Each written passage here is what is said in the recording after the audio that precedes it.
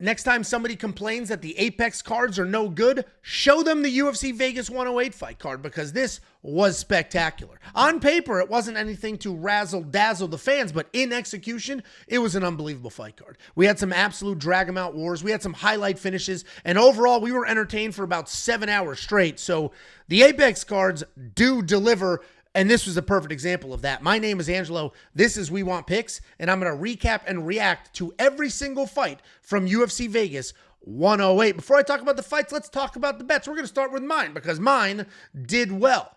Overall, it was an interesting fight card because the safety parlay did miss. Frankly, I'm probably going to stop just naming it that, because when you zoom out and you look at the totality of all of my bets, the bets are doing insanely well. This card was not an exception. 27% ROI on the bets I put out the door, a 1.52 unit of net profit return. Overall, a solid night. Hit the Pulyaev money line, hit a 3-leg parlay with Vieira, Nakamura, Estevam. Had a nice round line over with the Ribovics, with the Rebecki and the Gore fight. I had the Austin Bashi, Piera Rodriguez parlay. Overall, great night. I did break the safety parlay with the Mateusz Rebecki leg. That was an absolute war. We'll talk about that in a second. And here's a look at my last 5 fight cards. And this is here to really show what a wild year this has been. The underdogs have been going crazy. We've had some insane situations lately, and I have been up 4 of the last 5 cards. In the last 5 cards, I have given you 4.26 units of net profit. This is me alone, 19% ROI. And the irony of all of this is that the safety parlay has been the least consistent of all of these bets. So if you zoom your way out from one single line item and you look at the totality of Big Angie's bets, which is not much because I'm a conservative guy, you'll see 5 units on one card, 3 units on another, 3.5 on another. I never go crazy. You're not going to get 40 units out of me one week. You're going to get slow, steady, consistent Ange, and that's what's been delivering. Regarding the safety parlay, if I didn't have, here's the craziness of the world we live in. If I didn't have the word safety in there, everybody would be like, oh my God, Angelo, you are quite literally one of the best straight bettors we've ever seen. And straight because I'm a straight man, I'm married. No, I'm kidding. Because 4 of 5 cards in the current environment with the insane upsets that we've had is no easy task. And I don't know of anybody in this space that has been anywhere near up 4 of the last 5 cards with a total 19% ROI over those 5 events. So yes, the safety parlay missed. I quite literally am just going to stop fucking calling it that. And then there's nothing to complain about. We're going to look at the totality of the bets and say, Angelo had a good night. Period. End of story, because that's the story of tonight. That was the story of UFC 318, of UFC Nashville, of UFC 317. We got to zoom out, baby. And if we do, I'm doing quite well. And there's a nice little browsing of the brow there because these cards have been absolute chaos. And if you do want to unlock all of my picks, my bets, my tools on the website right now for these 4 cards, it's only $10 to unlock all of it. And as you can see here, if you were a premium member over the last month, and obviously the expectation is not you tail every single bet, but let's say you tailed my bets. You said, you know what, Angelo's pretty safe. I'm going to go with him. Then your return would have been incredible. And here's what that would have looked like. So if you want to unlock every pick, bet, and tool for UFC Vegas 109, UFC Shanghai, UFC 319, and UFC Paris, it is available right now on the website, WeWantPicks.com. Click Become a Member. It's only $10 for an entire month. Here's what the rest of the boys did. They didn't quite have the spectacular night that I did. The Slam of the Week missed. The Lock of the Week missed. The Lock of the Week is an underdog every single week.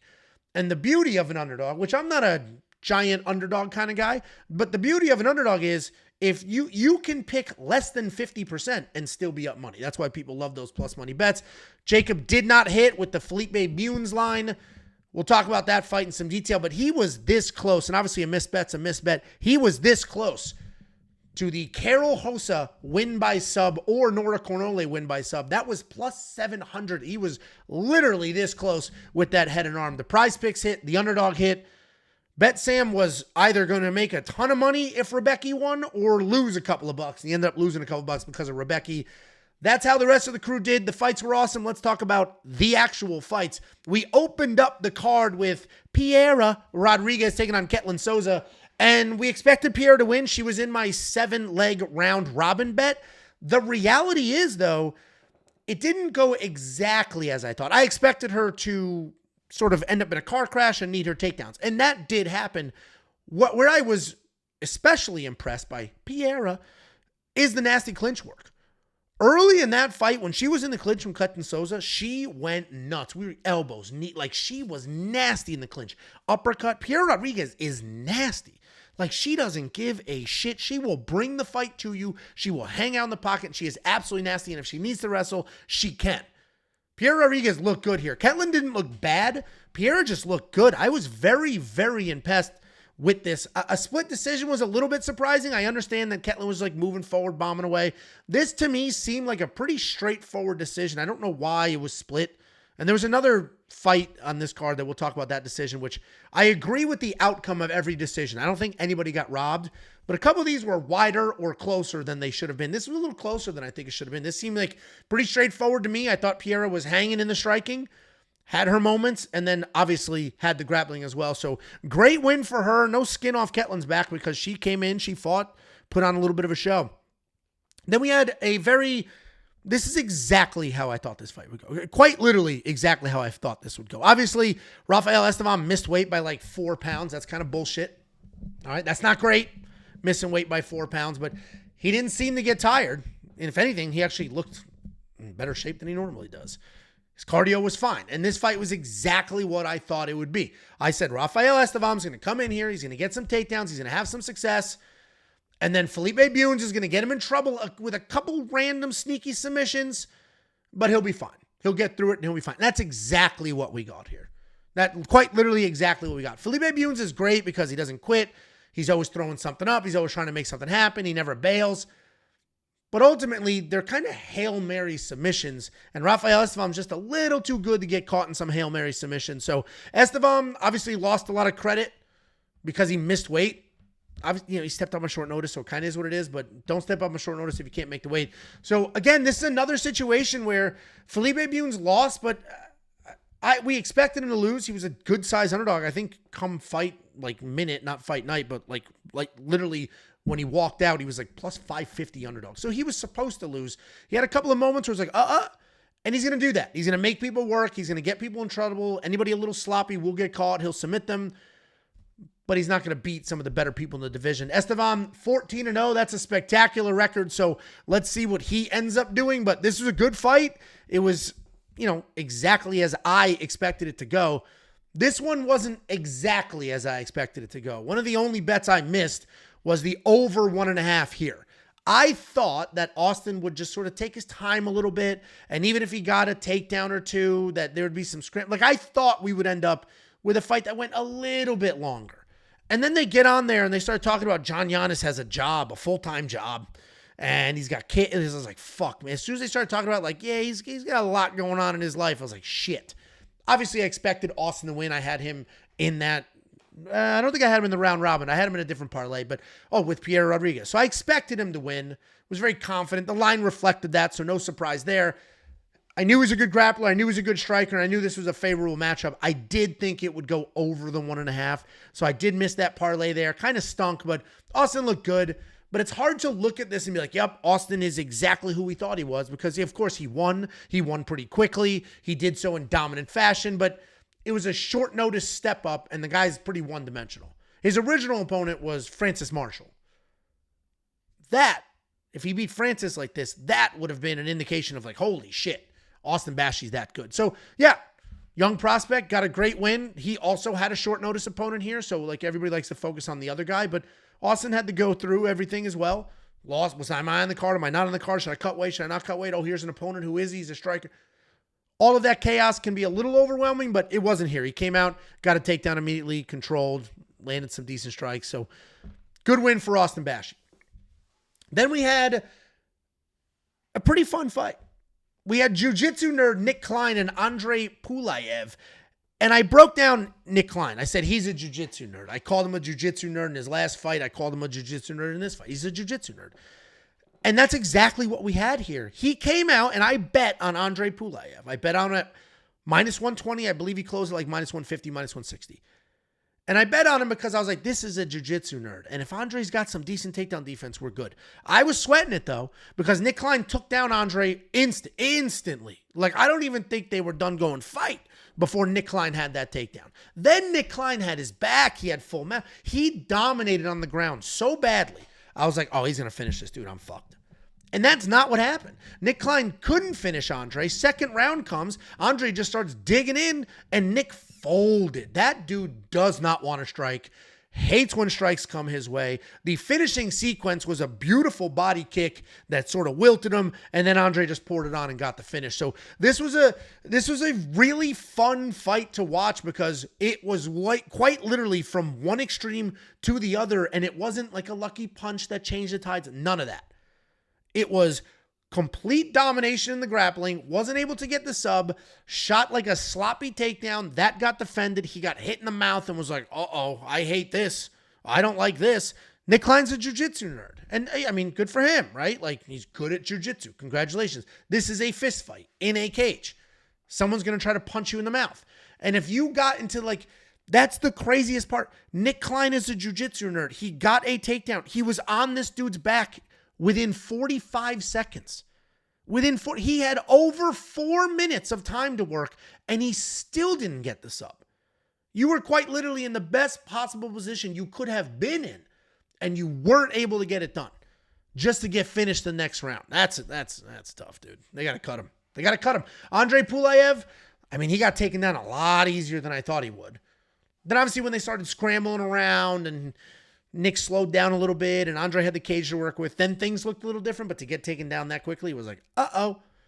But overall, this was a fun fight, and this is really when the card started to kick off, because even this fight was fun. Was it spectacular? No, but it was a pretty fun fight. There was some back and forth. They went at it. They were slugging it out.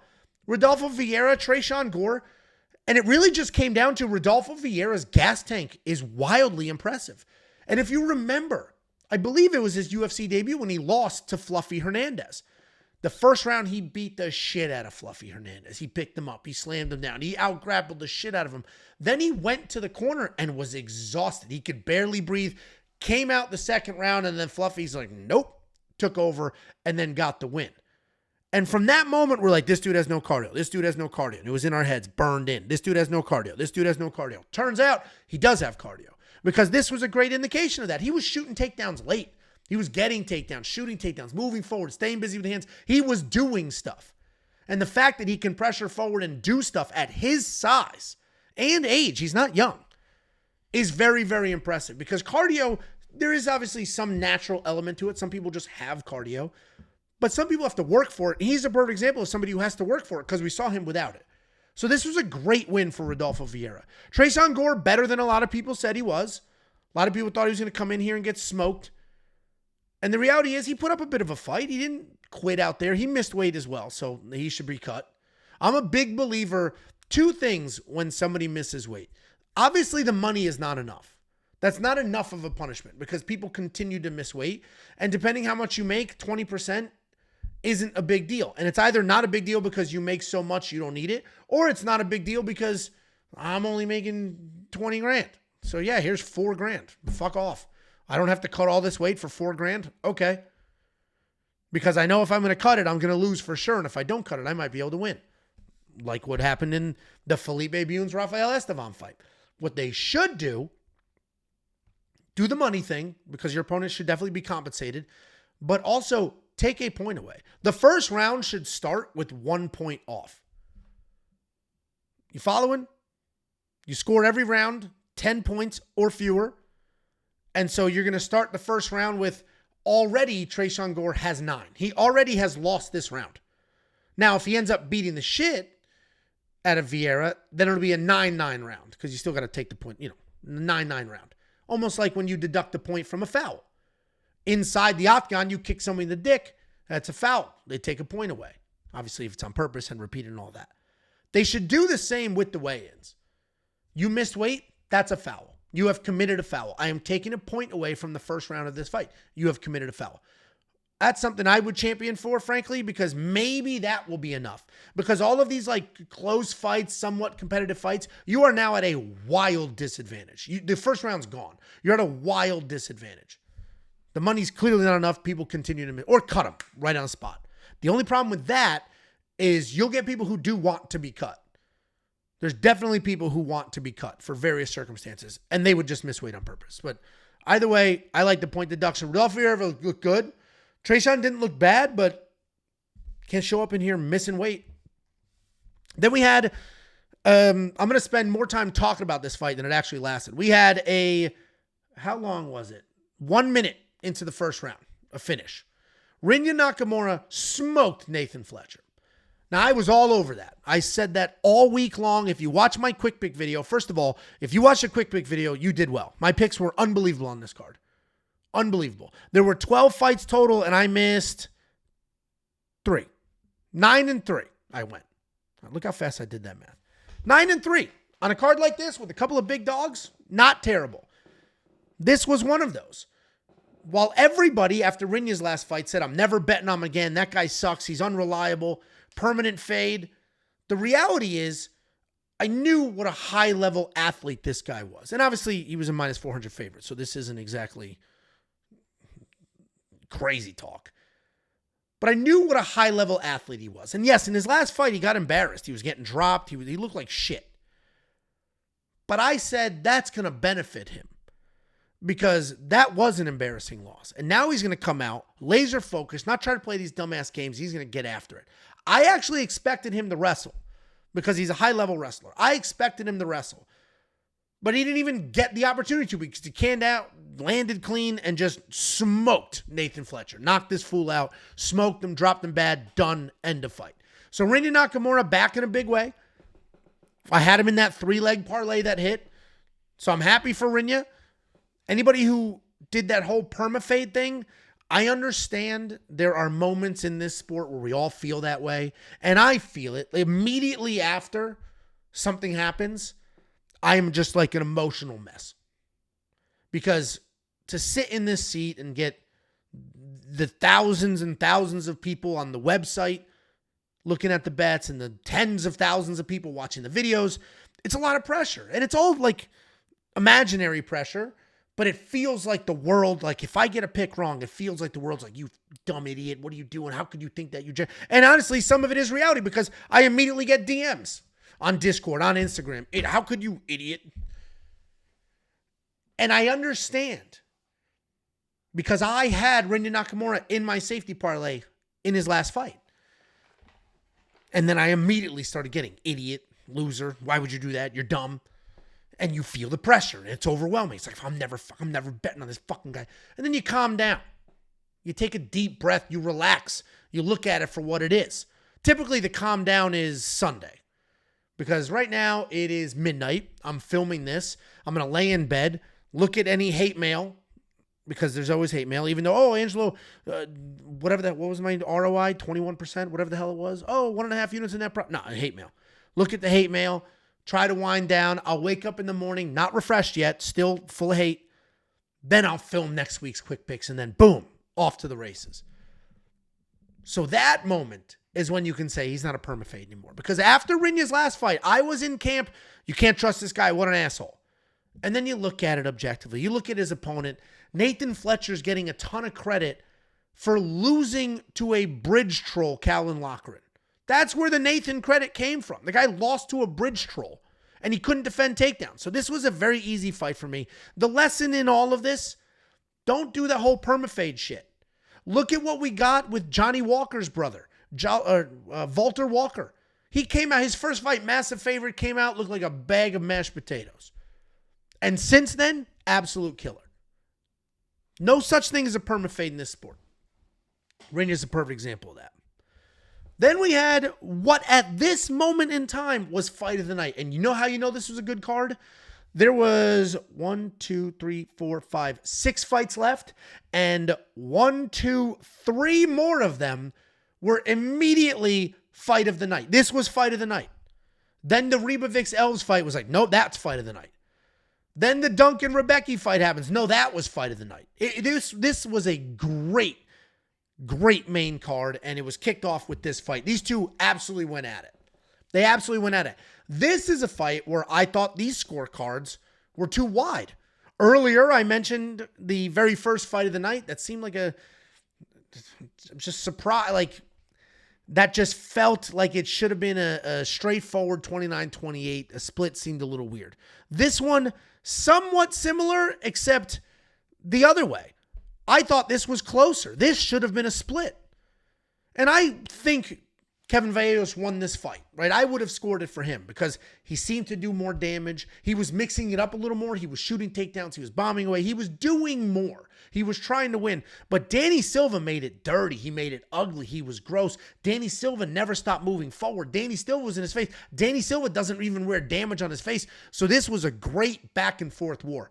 A great back and forth war. And I was surprised 2 of the judges had it 30-27. That seemed nuts. What do you mean 30-27? That seemed nuts. These rounds were close. Like, this was a fight where, yes, okay, somebody won the round. I'm going to give this round to Kevin Vieira. But the reality is, like, I gave the round to Kevin, but, like, by this much. It was that close. This was a great back and forth fight. You can't take anything away from Kevin Vieira here. What I can say, though, is, can't take anything away from Danny Silva in a loss here. What I can say, though, is Kevin Vieira, in his last fight when he won, he called out Jean Silva. If you don't know, he fought Jean Silva on the Contender Series. He lost that fight. Now Jean is Jean. He's headlining Noche UFC. And Kevin called him out. Like, I want that rematch. After watching this fight, Jean beats the fuck out of him again. Because while he is insanely tough and he's fast, and the fact that he is this jacked and still has cardio and he's still pressuring is very, very impressive, but he's not nearly as clean as he needs to be to have the success against Jean Silva. And he's shooting these big doubles and he's getting to the legs, but he's not going to be... Jean Silva has progressed well beyond losing to a guy like Kevin. He already beat Kevin, and while Kevin is improving, Jean's improving at a faster rate. So Kevin looked great. Danny looked great. This was an awesome fight of the night. And then here we went, immediately into another fight that could have been fight of the night. In the second round, Neil Magny finished Elijah Zaleski. In the first round, Neil Magny was losing that fight. Elijah Zaleski was landing some big shots, had some takedowns. We had a scramble on the ground. Elijah Zaleski was working against the cage. Elijah Zaleski was having success. And he was hitting Neil Magny hard. And it was like, ooh, is he going to go out? Ooh, is he going to go out? This is a guy that was slept in his last 2 fights. But Neil Magny, true veteran, survives, manages, works. Elijah starts to get a little tired, so he starts to clinch with Neil Magny. And what does Jacob say in every Neil Magny breakdown? You can win this fight as long as you don't clinch with Neil. And Elijah started to clinch with Neil. Once you start to clinch with him, he takes over. He's so long. He's got such great clinch work. He starts working, you starts moving, you gets you to the ground, does almost whatever he wants. So Neil Magny took over in that second round. They end up on the ground, and Elijah just rolls over. And I don't want to say quit, but he just rolls over and is like, yeah, go ahead. Go ahead. The ref will stop it. So good for Neil Magny. He finally fought somebody his age. And that was my breakdown going into this. Like, listen, Neil Magny's on a 2-fight skid. There should not be a 2-1 favorite in this fight. Zaleski was a 2-1 favorite. I said there should not be a 2-1 favorite in this fight. That's insane. This is an even 50-50 fight. The one and only reason I'm going to pick Elijah here is because he's a little bit more dangerous. But Neil Magny is losing to young killers. Oh, Michael Morales, Carlos Prates, that's who he's losing to? He finally fought somebody his own age and wasn't great early, but is able to turn that tide and make it happen. So good for Neil Magny. This fight was another fun fight. We had a couple of ladies on the main card. That's always a crapshoot. But we had Nora Cornorle marching forward, getting in Carol Host's face, making it ugly, making it gritty, and Carol was just better. She was just literally better everywhere. This was one of the very few picks I got wrong. I picked Nora. My logic going into this was I'm 100% sure Nora is a finisher and will be trying to finish this fight. And even if she isn't winning every exchange, if she's moving forward, if she's landing clean, if she's beating up the low volume Carol, even if she's not quite literally winning, right? If she's landing 2 strikes to Carol's 4 or whatever it is, right? She's doing the damage. She's trying to win this fight with aggression. The judges might give it to her. And we kind of had that early in the first. Nora's moving forward. Nora's getting in Carol's face. But Carol did a good job of like elbow inside the pocket. Nice little uppercut inside the pocket. Then they end up on the ground, and once Carol realized, oh, I have an advantage on the ground, that was it the rest of the fight. Second round, shot immediately. Third round, takedown. Like, that was the rest of the fight. So it wasn't quite as exciting at the tail end of the fight as it was in the beginning of the fight, because Nora's ground game was just not there. Defensively, she was able to survive an incredible head and arm choke, like 10 times. But she wasn't able to defend all the takedowns, and on the ground, she did nothing. She just quite literally held on for dear life.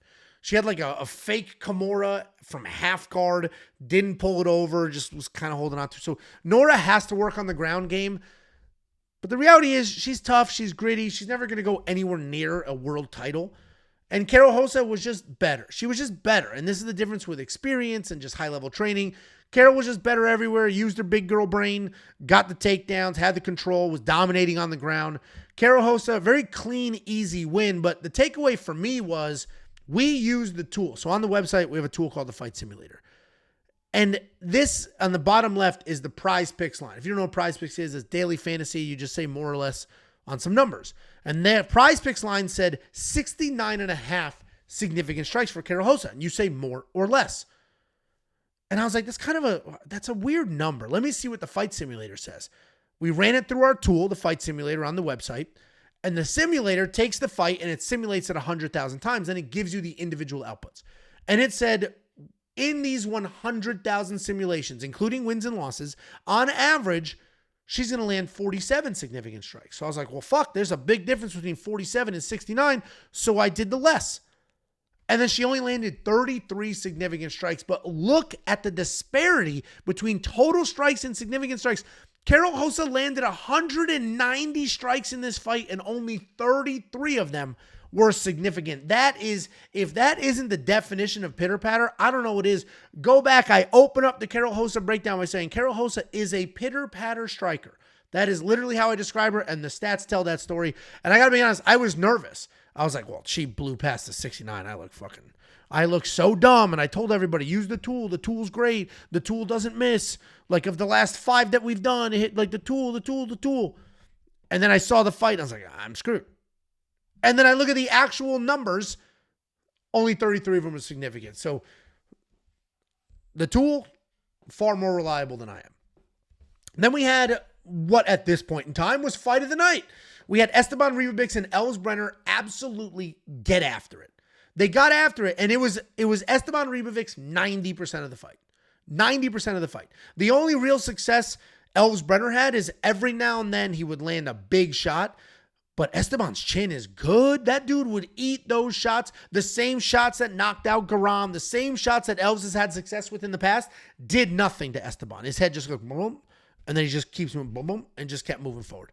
So Estevam Ribovics was able to take the damage, move forward like nothing happened, and it was incredible. It was incredible. Estevam Ribovics was a slick striker. He was so clean. He would start ripping the body. He kept going to the head. He never got frustrated, because fighting somebody like Elves can be frustrating because you can hit him as hard as you want. He's not going anywhere.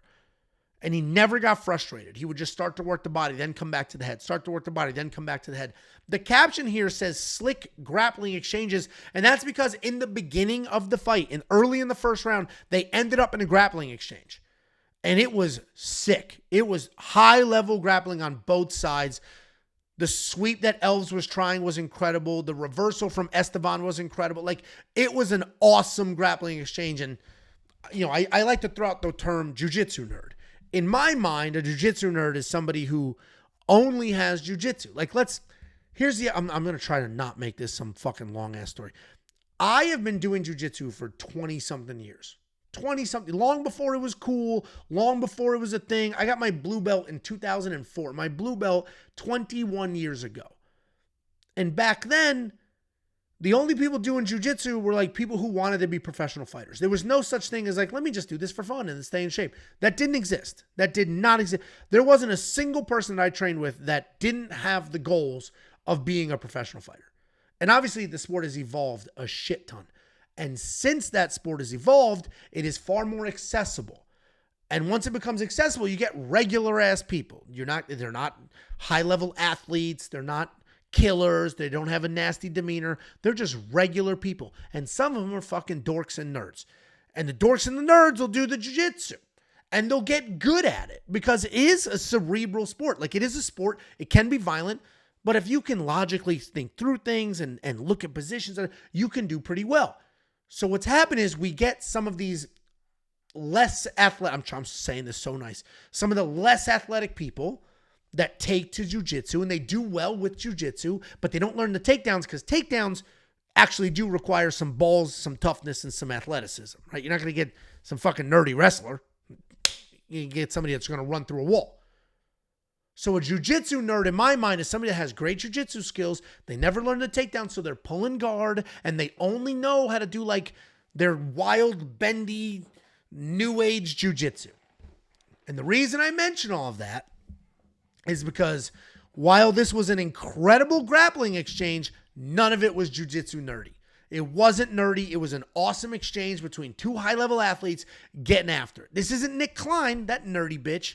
These are two high-level athletes that A, slugged it out on the feet, and B, got after it on the ground. This was an awesome fight, and at this moment in time, this absolutely was fight of the night, and frankly, I think it should be fight of the night.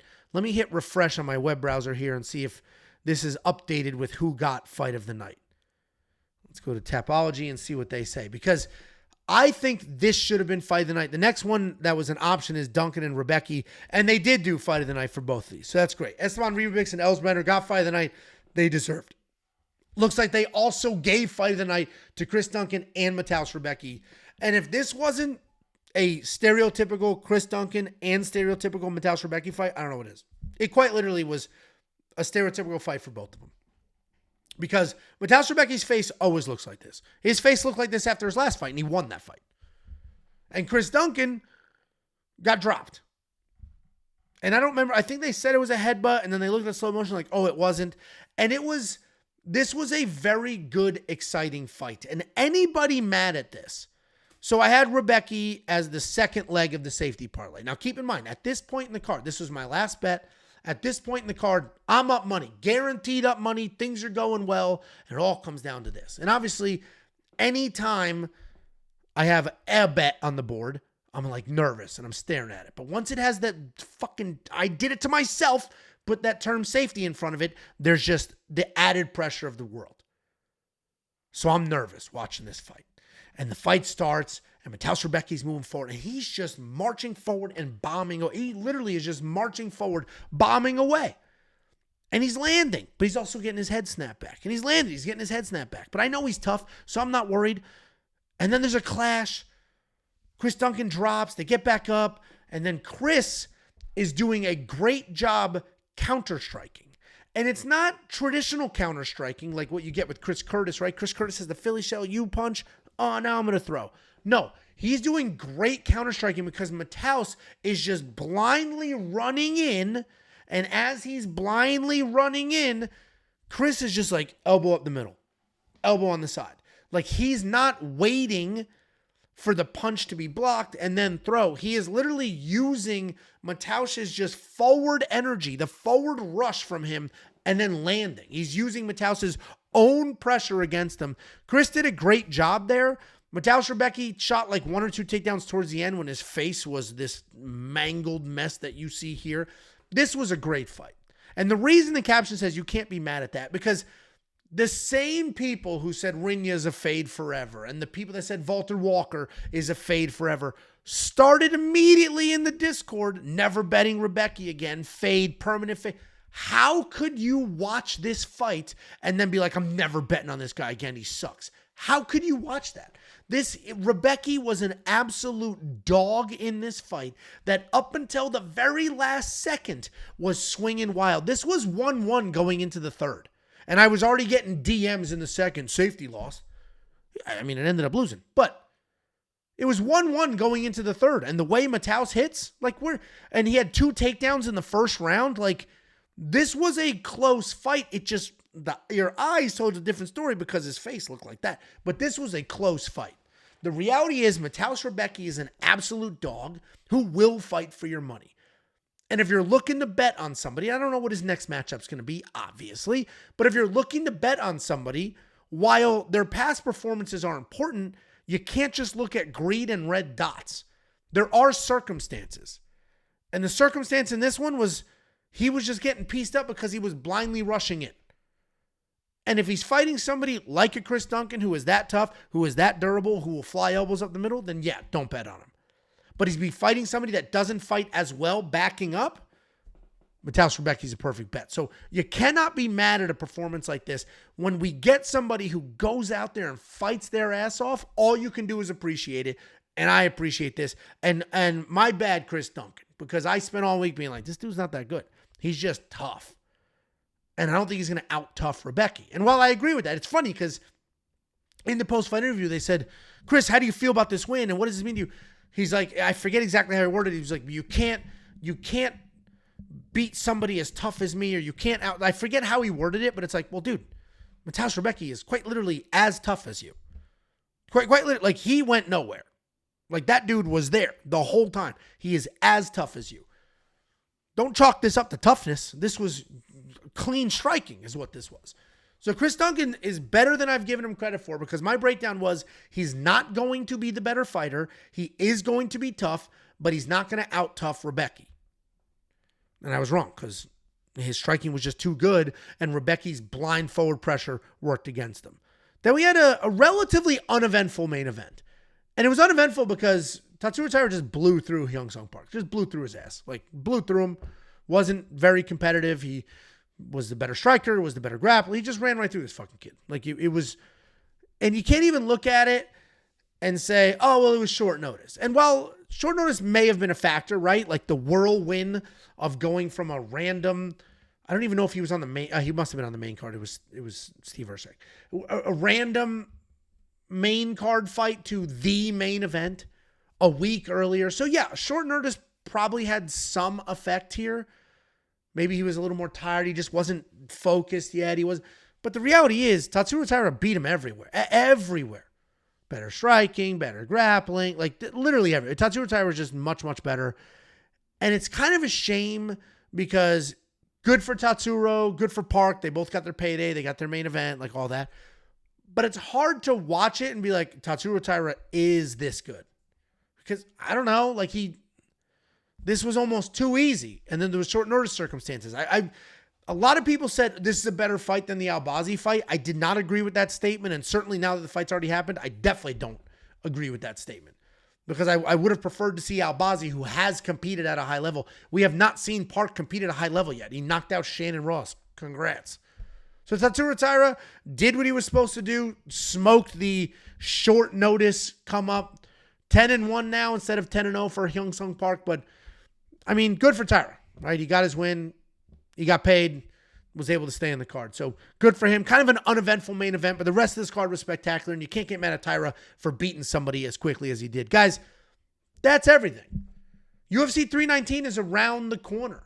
And if you're new here, we film vlogs for pay-per-views. We hang out, we have some drinks, we cook some food, we react to the fights. We also open mail. If you want to send something for the vlog, here's the address. We'll read your letters, we'll open everything. We Want Picks, P.O. Box 406, Prosper, Texas 75078. We talked about how I have done in the last 5 weeks. If you want to check out all the bets, go to the website. I showed you after the Carol Hossa fight how I used this tool, the fight simulator, to attack her strike line. And you could have bet on that. We did it with Prize Picks and Underdog, but you could have bet on it. If you want to unlock the tools like the fight simulator, go to WeWantPicks.com, click Become a Member at the top. Not only will it simulate fights and give you the individual lines, it'll also build fantasy lineups for you, both DraftKings and FanDuel. We have a tape index for those of you who like to do your own research. Instead of digging around to find the fights, we've got it all lined up for you, ready to go. We have a DraftKings optimizer, which is now also a FanDuel optimizer. It'll build those lineups for you. We have a whole bunch of tools, a whole bunch of bets and breakdowns and artificial intelligence. We have a ton of shit for you. It is all available on the website right now. WeWantPicks.com. Click Become a Member. It's $10 for an entire month. I don't know when you're watching this, but every Sunday morning, brand new breakdown for the next event. So tomorrow morning, Sunday morning, the UFC Vegas 109 video will be recorded and uploaded so you can watch it while having some coffee.